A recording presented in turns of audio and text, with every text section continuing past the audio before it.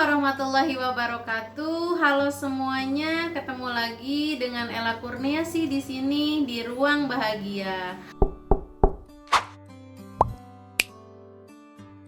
Teman-teman, pada kesempatan kali ini saya ingin berbagi tips kepada teman-teman semuanya terkait pola makan yang saya jalani selama saya menderita penyakit GERD dan anxiety. Nah, bagi teman-teman yang ingin tahu tentang informasi ini, silahkan tonton video ini sampai akhir. Jangan lupa like dan share agar bisa membawa banyak manfaat bagi teman-teman yang lain. Dan jangan lupa nyalakan juga lonceng notifikasinya agar teman-teman bisa terus update video-video yang saya sharekan setiap pekannya. Teman-teman, pada saat saya terkena GERD anxiety ini, saya sangat serius sekali untuk menjaga pola makan saya dan asupan makanan yang masuk ke dalam tubuh saya tuh pun disortir gitu ya teman-teman. Jadi saya tidak makan sembarangan, saya juga tidak seenaknya dalam jam makan gitu ya. Karena sebelum saya menderita penyakit GERD dan anxiety ini, pola makan saya berantakan teman-teman ya. Jadi bisa dikatakan saya dolim gitu ya terhadap tubuh. Jam berapa saya makan saya nggak atur gitu ya. Jadi mungkin lambungnya itu kaget gitu ya. Terus pada saat saya terkena GERD anxiety ini saya baru sadar gitu ya. Saya diingatkan oleh dokter bahwa jam makan ini memang penting gitu ya. Memang harus diperhatikan, tidak boleh sembarangan, tidak boleh seenaknya, tidak boleh semaunya kita gitu ya. Nah, saya itu ketika saya terkena GERD anxiety ini, selain saya melakukan pola hidup sehat, saya juga menjaga pola makan dengan ketat ya teman-teman. Jadi saya itu mengawali makan di jam 7 pagi ya. Jam 7 pagi itu saya makan berat. Saya makan nasi teman-teman bersama lauk pauknya gitu ya, secukupnya, tidak berlebihan. Terus kemudian perut di jam 10 tuh udah mulai kerucuk-kerucuk lagi gitu ya, perih, kerucuk-kerucuk gitu ya, bunyi dan lain sebagainya. Saya isi dengan biskuit ya, biskuit yang tidak ada santannya gitu ya. Kalau saya dulu biskuit yang saya makan bahan dasarnya tuh gandum gitu ya teman-teman. Terus kemudian kalau misalnya saya bosan biskuit, saya tuh mengkonsumsi pati irut ya. Pati irut, namanya pati irut kalau gak salah ya, itu banyak di Shopee gitu ya, teman-teman bisa cek aja. Pati irut untuk asam lambung gitu ya.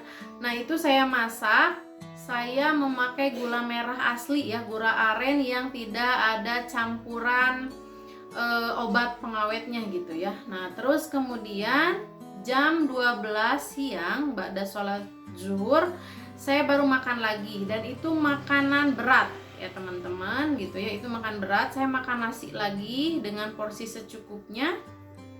Nah, itu terus kemudian setelah jam 12, jam 3 pagi itu perut udah mulai aneh lagi ya, aneh gitu, dalam artian ada sesuatu hal yang tidak nyaman lah di perut. Jadi saya konsumsi buah-buahan gitu ya.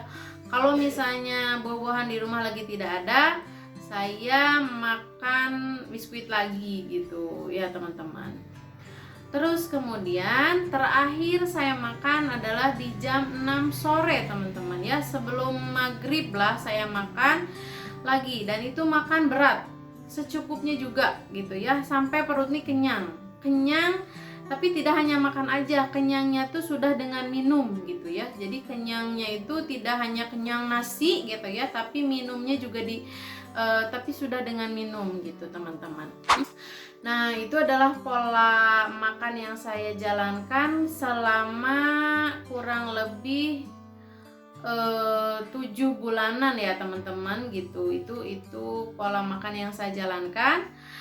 Dan makanan apa saja yang saya makan, tentu saya memperhatikan sekali nilai gizinya gitu ya teman-teman.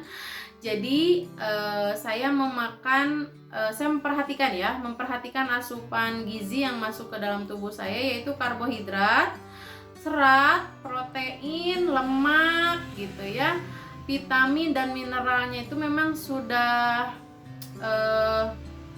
harus ada gitu ya teman-teman. Jadi memang benar-benar menyortir makanan-makanan yang tidak sehat gitu. Saya benar-benar berhenti gitu ya. Saya tidak mau menyebutkan makanan yang tidak sehat karena mungkin teman-teman juga bisa cari tahu lah informasi makanan yang tidak sehat tuh apa aja gitu ya teman-teman. Selain saya mempertimbangkan kandungan gizi yang ada di dalam tubuh saya gitu ya, yang harus masuk ke dalam tubuh saya juga sangat menghindari makanan junk food gitu ya teman-teman. Jadi saya tuh hanya makan makanan yang real food aja, bikinan sendiri di rumah gitu ya. Dan saya sangat menahan jajanan yang ada di jalan tuh saya stop teman-teman, semuanya saya stop, saya nggak makan gitu ya. Jadi kalaupun misalnya saya pengen bakso nih teman-teman, saya bikin sendiri gitu ya, saya bikin sendiri, saya olah sendiri makanannya gitu ya. Nah itu teman-teman ya, itu beberapa beberapa tips yang saya jalankan. Jadi saya tidak sembarangan. Terus kemudian saya juga menyortir makanan yang banyak mengandung gas tuh apa saja gitu. Saya menyortir itu. Jadi saya stop semua jenis makanan yang mengandung gas tinggi gitu ya teman-teman. Buah, sayur saya stop dulu gitu ya. Jadi makan buah dan sayurnya yang aman-aman aja, yang tidak menyebabkan gas lambungnya semakin banyak. Karena kan kita sedang banyak, kenapa naiknya asam lambung itu karena asam lambung kita sangat berlebih gitu ya. Nah jadi kita harus mengurangi itu. Alhamdulillah teman-teman, setelah saya menjalankan pola hidup sehat, saya menjalankan makanan yang sehat, dan mengontrol pikiran, itu jauh lebih bugar dalam tubuhnya ya. Jadi lebih enak, lebih sehat, lebih lebih enjoy gitu dalam menghadapi kehidupan ya, dalam menjalani kehidupan maksudnya. Nah mungkin itu teman-teman yang bisa saya share hari ini, semoga bermanfaat. Adapun bagi teman-teman yang ingin share atau cerita, boleh ya gitu ya, boleh misalnya di kolom komentar, itu nanti akan saya bahas teman-teman. Terima kasih sebelumnya. Assalamualaikum warahmatullahi wabarakatuh.